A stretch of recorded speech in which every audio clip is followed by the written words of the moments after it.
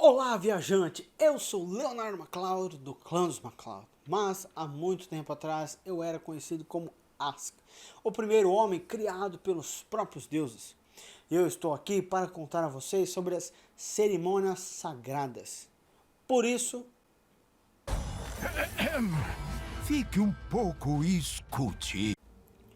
nos tempos antigos, não existia uma distinção formal entre aquilo que foi denominado mais tarde de religião e magia. A essência da religião é fundamentada nos textos dos Edas, nas sagas islandesas e nos poemas épicos teutônicos.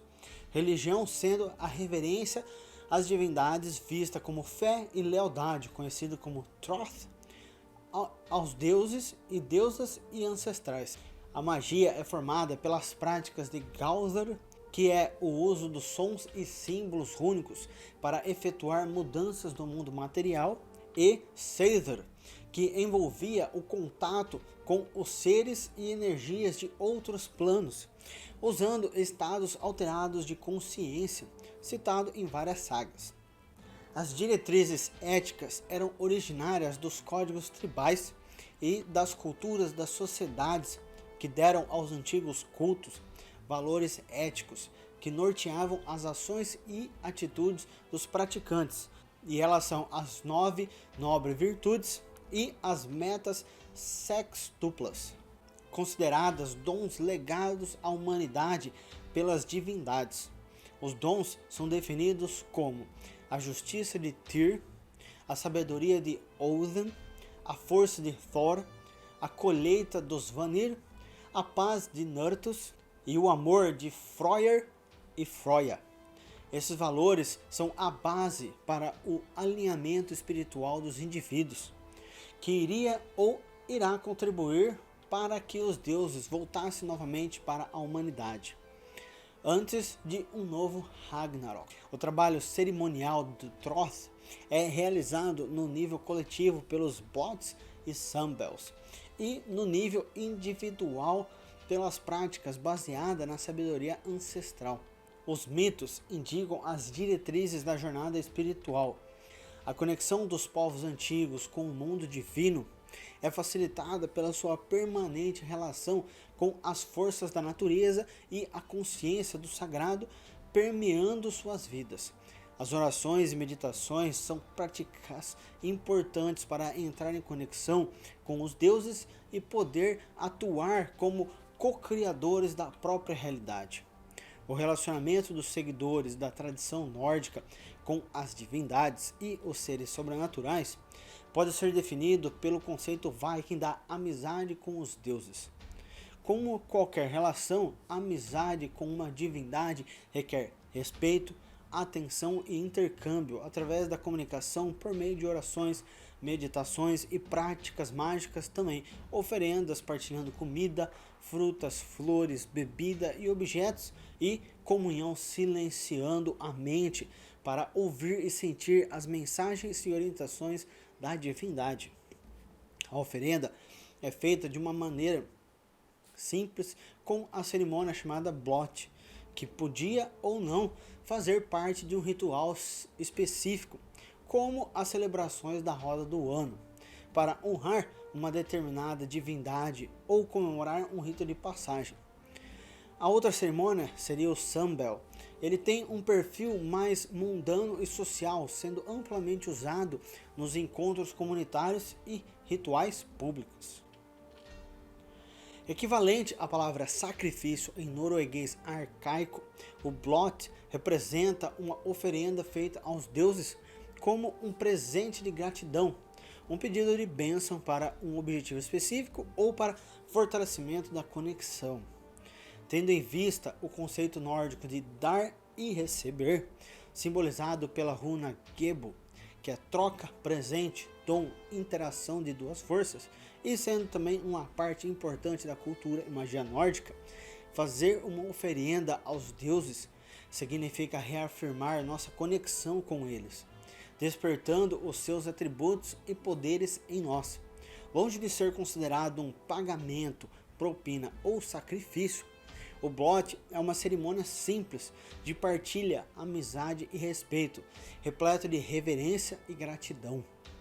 Na antiguidade, um Blot incluía sacrifícios de animais, costume típico de povos pastores e agricultores que compartilhavam com as divindades aquilo que eles mesmos comiam e bebiam. O animal era escolhido de acordo com o deus que ia ser honrado, como por exemplo o cavalo para Odin, bode ou carneiro para Thor, javali ou leitão para Freyr, a vaca para Nertus, o peixe para Njordr, ovelha para Frigg, também a porca para Froya.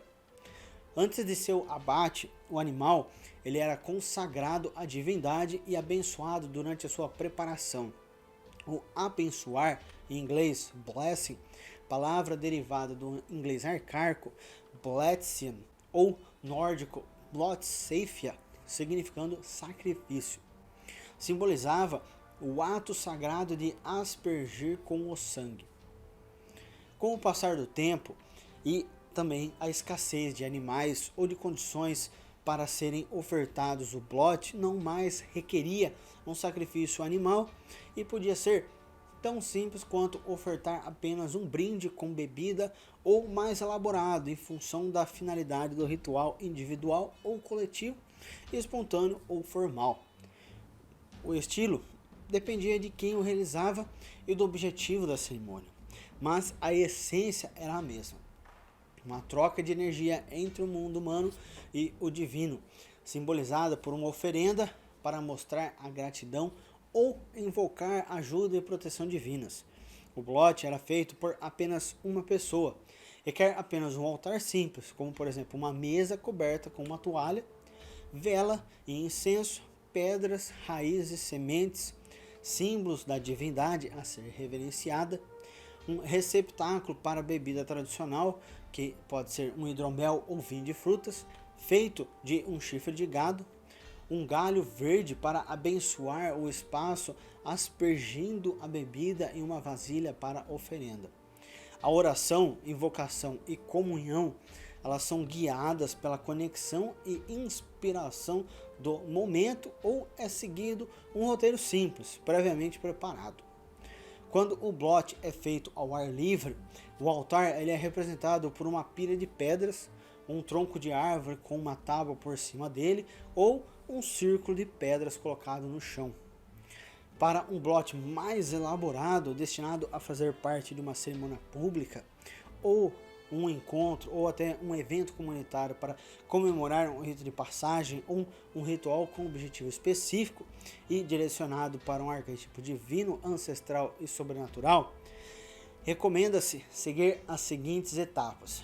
Primeiro, preparação do altar, do espaço e dos participantes com uma purificação adequada, feita com resinas ou ervas secas queimadas em braseiro, salpicando água com sal marinho ou passando uma tocha ou vela ao redor do campo áurico da pessoa e do perímetro do espaço ritualístico. Segundo, o centramento, entoando Galdrar, que são sons rúnicos, fazendo alguns exercícios respiratórios seguidos de uma breve meditação.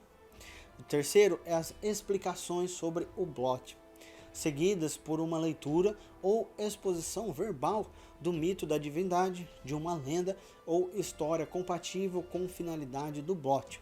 Quarta etapa é as invocações, etapa conhecida como chamada ou pedido das divindades para atrair sua presença energética, sua proteção e ajuda espiritual. Elas são feitas por sacerdote ou sacerdotisa, dirigente ou oficiante, com palavras simples ou frases previamente elaboradas, citando atributos e características do arquetipo.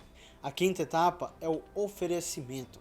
Nela consagra-se a bebida pelo oficiante, que eleva a bebida e risca sobre o receptáculo um símbolo sagrado, o Senvalknut para Odin, o martelo para Thor, a roda solar para Balder e Sunna, o Triskelion para Asnornir ou um símbolo mágico com traçados rúnicos. Ao pedir a bênção divina, todos visualizam o líquido sendo impregnado com os poderes invocados, elevando a sua vibração e se tornando um elixir sagrado, o próprio sangue de Kvasir, imbuído com as bênçãos e energia do deus ou da deusa que regiam o blote. A oferenda é representada por algum compromisso ou ação ritualística, como um sacrifício, iniciativa que beneficia a comunidade, como doação ou serviço voluntário, ou um projeto em benefício dos seres da criação, de todos os mundos e de todas as dimensões. A sexta etapa é a bênção. Após a consagração, o oficiante ele despeja um pouco do líquido sobre o chão ou na vasilha de oferenda e aspergia com o galho verde a bebida impregnada com o poder divino sobre o altar e sobre todas as pessoas presentes, em silêncio ou entoando um som único ou uma fórmula sagrada. A sétima etapa é a partilha. O chifre ou cálice com a bebida ele é passado em círculo de mão em mão pelo oficiante ou uma mulher representando a Valkyria, que é o portador da bebida, a entrega para cada pessoa que, ao chegar a sua vez, o eleva saudando a divindade com poucas palavras de reverência ou gratidão e, depois de finalizar com a palavra Hail, toma 1 ou 3 goles e passa o recipiente para o vizinho à sua esquerda, seguindo-se a roda solar no sentido horário ou diretamente no chão ao ar livre. É muito importante manter o chifre ou o cálice sempre cheio, enchendo-o antes que termine a bebida, enquanto é feita a partilha, sendo esvaziado apenas no final. Dessa forma, canaliza-se parte do poder para a terra, acompanhando com palavras de gratidão para Nurtus, os seres da natureza e os guardiões do lugar em que se deixa a oferenda. Se for usada uma vasilha em ambiente fechado, no final da celebração, seu conteúdo é levado e despejado perto de uma árvore, rocha ou água corrente. E só abrindo um ponto aqui, caso vocês não tenham percebido ou tenham percebido, essa parte ela é muito semelhante com o que vemos aonde? Nas igrejas católicas, onde tem aquela parte da missa, onde o padre ou aquele que está regendo a missa, que pode ser um bispo, um arcebispo, quem for, ele está simbolizando aquele momento de beber o sangue, né, com o vinho e a passagem do pão, a carne de Cristo. E vocês podem perceber, eu não vou dizer nada, mas a minha opinião é que aqueles que regiam a religião católica na época das culturas nórdicas, quando eles eram fortes, o que eles fizeram? Pegaram toda essa parte e incluíram nos seus cultos, nas suas celebrações, para conseguir destruir com mais facilidade as religiões antigas. Por isso você tem essa parte, por exemplo, a passagem da bebida que foi abençoada pelos deuses em volta das pessoas que estão na cerimônia. Assim como talvez a gente pode até pensar na última ceia, que Jesus Cristo compartilhou o vinho e o pão com os seus discípulos, né, com os apóstolos. Então eu deixo para vocês pensarem, terem as suas conclusões com o que eu estou apresentando para vocês de conteúdo. E também temos que lembrar, essas religiões elas são muito, mas muito mais antigas do que a religião cristã, do que a igreja católica. Então pode parecer que alguma coisa é semelhante porque eles podem ter adaptado para eles ou visto que aquilo era algo interessante e feito uma versão deles, ou pode ser como a maioria das coisas que eu já apresentei, eles simplesmente roubaram das religiões antigas, como por exemplo o Natal, que na religião nórdica é o Yule, que eu já fiz um vídeo, eu vou deixar no card e na descrição o link, e também por exemplo a Páscoa, que muitos nem sabem por que tem ovo de Páscoa e coelhinho para representar a Páscoa, sendo que coelho não bota ovo, né? Então deixo isso para vocês pensarem. Mas vamos continuar. Agora entramos na última etapa, que é o fechamento do ritual. Nela são feitos agradecimentos às forças espirituais, aos seres sobrenaturais e aos ancestrais. O blot pode ser seguido ou não de uma confraternização, abençoando primeiro a comida e as bebidas que são servidas. Essa estrutura tradicional pode ocasionalmente ser reduzida para 3 etapas, caso seja feito apenas um pedido ou uma homenagem para uma divindade. É a declaração da intenção, a consagração da bebida seguida da bênção e a oferenda final.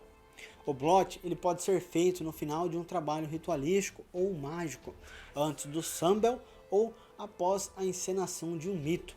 A oração tradicional é Til Ars Ok Fridar, que significa para um bom ano com paz.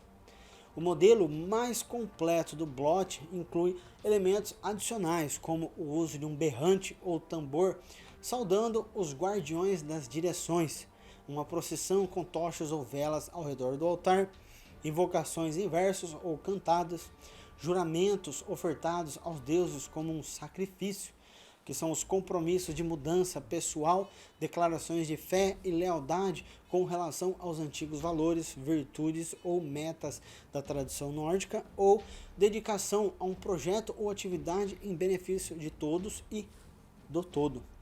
Quando necessário, podem ser incluídas bênçãos especiais para as crianças, mulheres grávidas, doentes ou pessoas idosas.